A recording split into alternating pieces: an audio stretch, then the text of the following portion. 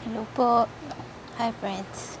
So, hindi ko pa nagagamit yung DJI Pocket 4 kasi wala pa siyang SD card ba yung tawag doon? Wala pa siyang SD card. And then, binilihan ko siya ng screen protector. So, kakabit ko to later. So, galing lang po ako ng work. So, hindi pa rin po ako makapag-video kasi wala pa akong pinupuntahan. So, next time, maybe sasama ko kayo sa next kung pupuntahan. And then, nag-iisip pa po ako ng magandang i-video para po ma-entertain naman po yung manonood. And then, story time. So, bumili ako nitong Pocket 4 para ma-document ko yung mga bagay-bagay or yung memories. And then, nandito po ako sa Manila ngayon. So, working po ako. Nakatira po kami sa Pasig. And then, planning po na umuwi na po ng probinsya next year. Sana po makauwi na. And then, tatayo po kami doon ng maliit na bahay or kubo para po doon na. Medyo na-burnout po kasi talaga ako nabu-burnout na ako dito sa Manila mag-work. So, doon po mag-start po ako siguro ng maliit na tindahan, and then yun, kung makukontinue ko po tong pag-vlog, and then, pero po plan ko po talaga mag-small business. And yun, excited na po ako. And then, medyo hindi na po kalakihan yung nabili naming lupa doon. Medyo malaki-laki lang. Pwede po pagtaniman. So, isasama ko po kayo sa pagtatanim sa aming lupa. And then, isasama po namin yung aming aso. Ito po siya. Wait lang po.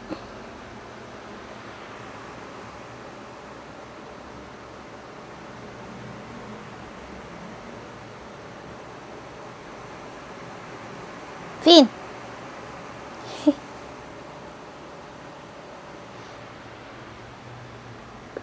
Magulo lang po yung bahay namin today kasi magulo po siya. Hindi pa po naayos. Kasi busy po yung mga tao mag-work. So, ayun po. Sana po makauwi na kami ng probinsya, and excited na rin po ako mamuhay sa probinsya. So, matagal din po ako nag-work dito sa probinsya. So, pagka-graduate po, pumunta na po ako dito sa Manila. So, graduate po ako sa probinsya. And after po na nag-work na ako dito, so more than 5 years na po ako nag-work, or 10 years. Hindi ko na po mabilang kasi yun, napapagod na po ako. Char. Hindi naman po ako sa ayaw magtrabaho, pero parang hindi na para sa akin yung Manila. And then, nilulook forward ko na po yung pagkakaroon ng small business. Sana nga po magkaroon po ng small business. Kahit po sari-sari store lang. Start po. Kahit maliit pa lang po na sari-sari store kasi po. Gusto ko na po talagang umuwi ng probinsya. Napapagod na po ako sa traffic.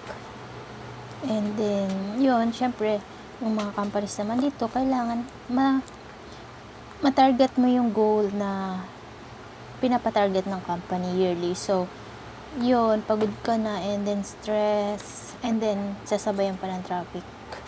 So, yun, sana po makauwi na po kami ng probinsya. Isasama ko po kayo doon, and then alam ko po ma-entertain po kayo pag umuwi na po kami ng probinsya kasi i-film ko po yung mga lugar na pupuntahan natin na pwedeng walking lang, and then yun. Try ko rin po pumunta sa mga beach, and then kumain ng mga local foods.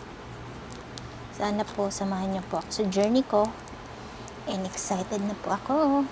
Pero po, dito pa rin po naman ako siguro mga 1 year and 6 months maybe. And then, sana po samahan niyo po ako. Masaya po ako kasi kahit papaano po ay may mga sumusuporta po sa akin. Nahiya ako. So, hindi ko pa po nalalabas yung Pocket 4 ko. Medyo nahiya pa po ako. Pero, Pag nalagyan na po siya nitong screen protector and then may SD card, lalabas po ako at mag-film, magpa-vlog. And then, sana po, kasi po hindi ko ma-vlog yung aso namin kasi lagi lang po siya nandito sa bahay.